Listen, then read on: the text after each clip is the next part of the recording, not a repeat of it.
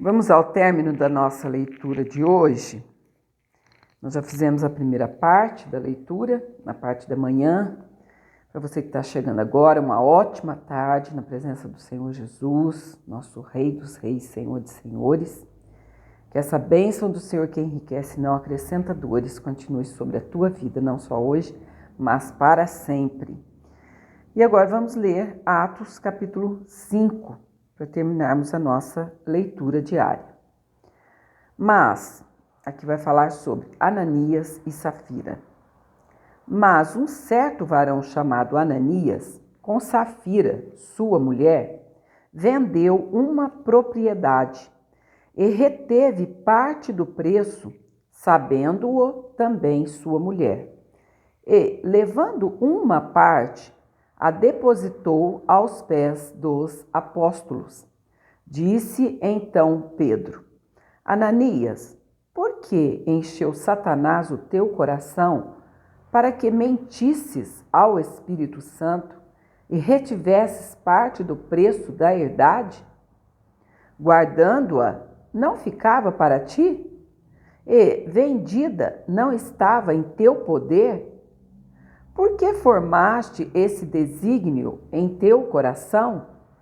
Não mentiste aos homens, mas a Deus. Ananias, ouvindo estas palavras, caiu e expirou. E um grande temor veio sobre todos os que isto ouviram. E, levantando-se os jovens, cobriram o morto e, transportando-o para fora, o sepultaram. E, passando um espaço quase de 3 horas, entrou também sua mulher, não sabendo o que havia acontecido. E disse-lhe Pedro: Dize-me, vendestes, portanto, aquela herdade? E ela disse: Sim, portanto. Então Pedro lhe disse: Por que é que entre vós vos concertastes para tentar o Espírito do Senhor?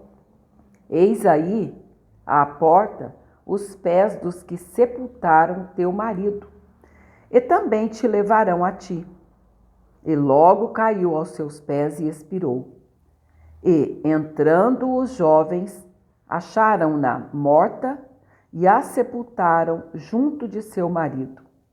E houve um grande temor em toda a igreja e em todos os que ouviram estas coisas. E muitos sinais e prodígios eram feitos entre o povo pelas mãos dos apóstolos. E estavam todos unanimemente no alpendre de Salomão.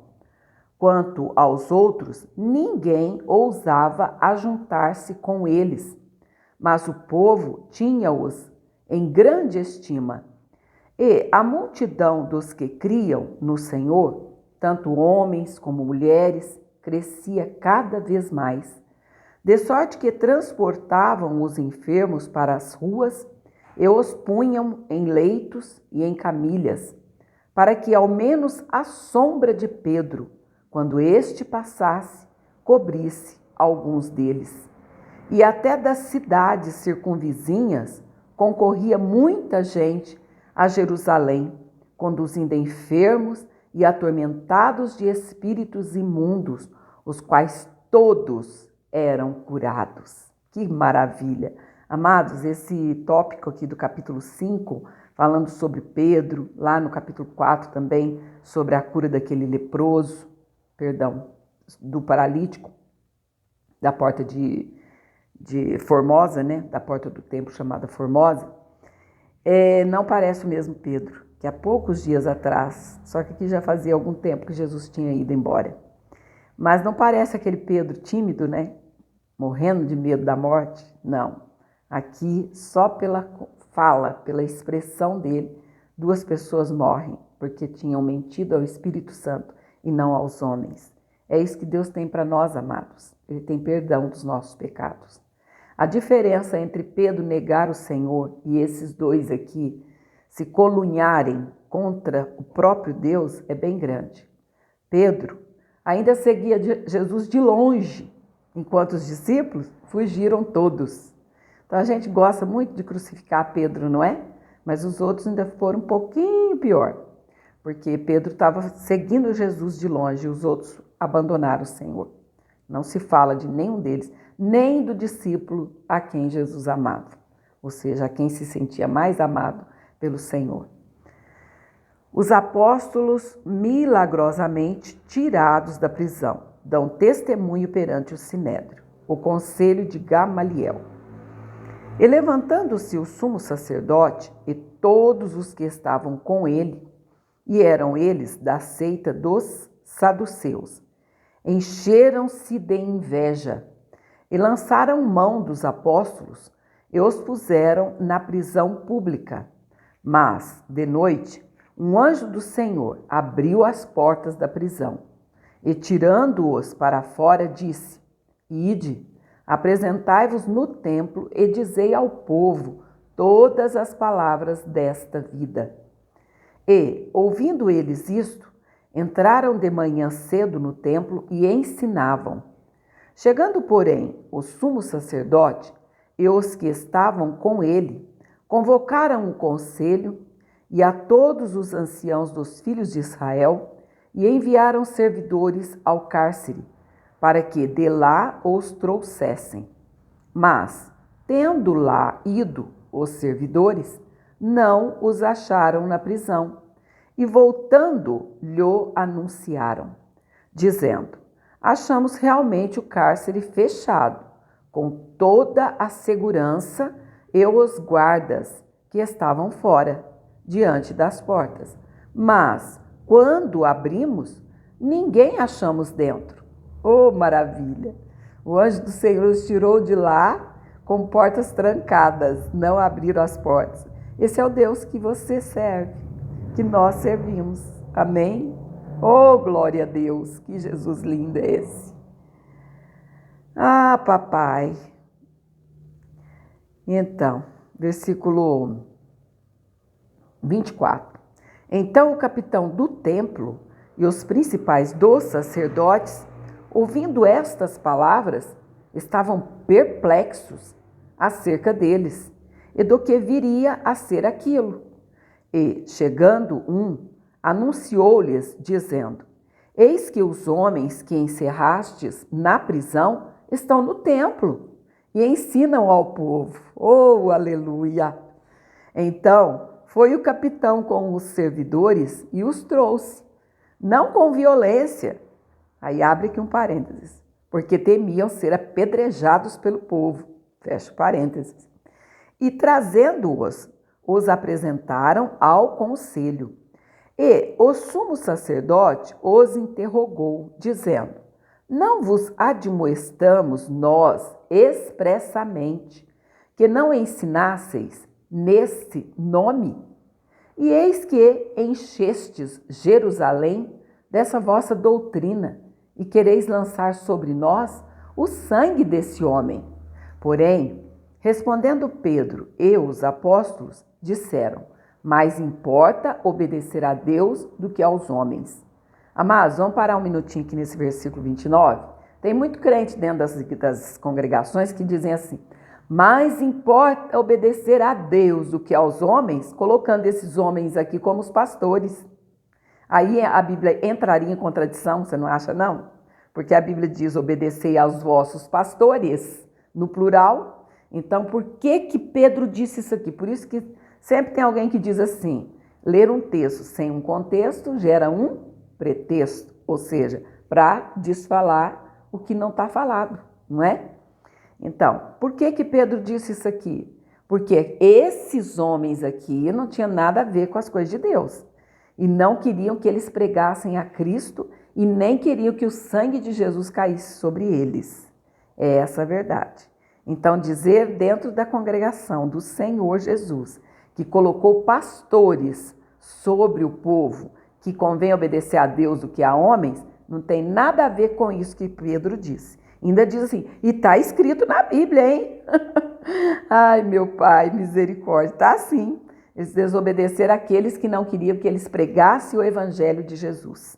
Mas dentro de cada casa de Deus, de cada congregação, o Senhor instituiu pastores A Bíblia diz que ele deu pastores para a sua igreja e vice-versa. Entregou a igreja para os pastores pastorearem. Então, esse versículo não tem nada a ver com o que muita gente anda dizendo por aí. Tá certo, amados? O Deus de nossos pais ressuscitou a Jesus, ao qual vós matastes, suspendendo-o no madeiro.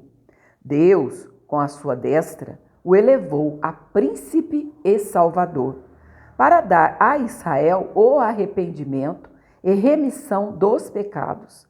E nós somos testemunhas acerca destas palavras.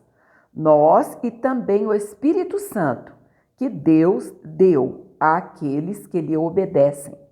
Porém, ouvindo eles isto, se enfureceram e deliberaram matá-los. Mas, levantando-se no conselho, um certo fariseu chamado Gamaliel, doutor da lei, venerado por todo o povo, mandou que, por um pouco, levassem para fora os apóstolos. E disse-lhes: varões israelitas, acautelai-vos a respeito do que haveis de fazer a estes homens. Porque, antes destes dias, levantou-se Teudas, dizendo ser alguém. A este se ajuntou o número de uns 400 homens, o qual foi morto. E todos os que lhe deram ouvidos foram dispersos e reduzidos a nada. Depois deste, levantou-se Judas, o Galileu, nos dias do alistamento, e levou muito povo após si. Mas também este pereceu, e todos os que lhe deram ouvidos foram dispersos. E agora, digo-vos, dai de mão a estes homens, e deixai-os, porque se este conselho ou esta obra é de homens, se desfará. Mas, se é de Deus, não podereis desfazê-la, para que não aconteça serdes também achados combatendo contra Deus. Olha só, o Gamaliel teve o discernimento que se aquela obra fosse de Deus, iria permanecer. Olha só, para que vocês não corram o risco de também serdes achados combatendo contra Deus. Olha que maravilha. E concordaram com ele. E chamando os apóstolos e tendo-os açoitado, ou seja, nós vamos deixar assim, mas vamos açoitar primeiro. Mandaram que não falassem no nome de Jesus e os deixaram ir. Retiraram-se, pois, da presença do conselho, regozijando-se de terem sido julgados dignos de padecer afronta pelo nome de Jesus. E todos os dias no templo e nas casas não cessavam de ensinar e de anunciar a Jesus. Oh, palavra maravilhosa, meu Deus! Saíram regozijando por terem levado açoites. E por quê? Porque eles entenderam que foram dignos de sofrer por amor a Cristo. Agora nós, uma palavrinha assim que fala, não é nem açoite na nossa pele, não. Pronto, aí a gente já desfaz tudo, como eu sempre digo, vira uma manteiga derretida, está tudo difícil, tudo conspira contra mim. Ai, coitadinho de mim, a autocomiseração, como eu sofro, meu Deus, como eu tenho pena de mim. Imagina? E eles saíram contentes, porque viram em si próprios que eram dignos de sofrer pelo Evangelho de Cristo. E aí? Fica essa lição para nós. Está sofrendo perseguição? Então, você é um ou uma bem-aventurados, porque a palavra do Senhor diz dessa forma. Seja bem-aventurado por sofrer por meu nome, porque o vosso galardão está guardado. E o Senhor é o nosso avultado galardão, ou seja, o nosso grandíssimo galardão. Quer mais do que isso? Do que estar com o Senhor por toda a eternidade? Não pode existir coisa melhor que isso. Fique na paz do Senhor Jesus e até na madrugada, quando em nome do Senhor Jesus nós vamos estar meditando o Salmo 126 e também orando. Até lá, em nome do Senhor.